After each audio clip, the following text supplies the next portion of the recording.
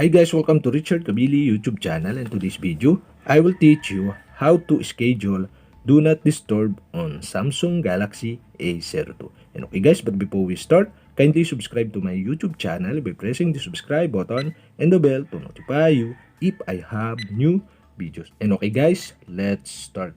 And okay guys, you all have to do is go to setting in your Samsung Galaxy A02.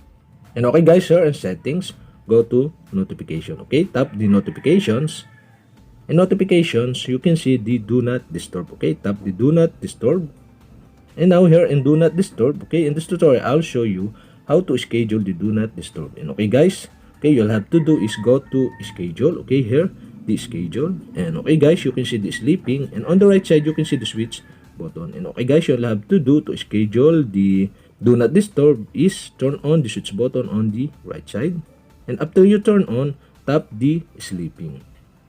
And okay guys, now you can set up here the schedule of your do not disturb. And okay, you can set the day. Okay, you can select the day you want to turn on the do not disturb. And okay guys, so for my example, I remove the Saturday and the Sunday.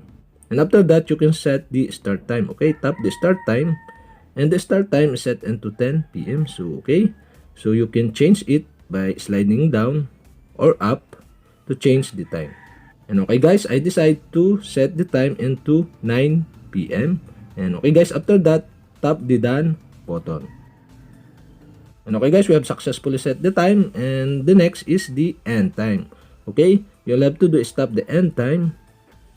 And the pop-up below are show again, and you can see the set the time. Okay, you can adjust the time by sliding up or down. And okay guys, I decide to set the end time into 5 a.m. in the morning. And after that, okay, tap the done button.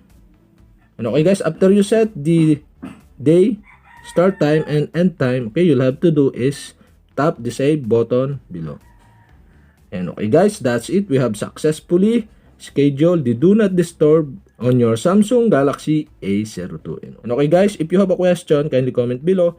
And don't forget to hit the subscribe button and the bell to notify you if I have new videos. Okay guys, thank you for watching.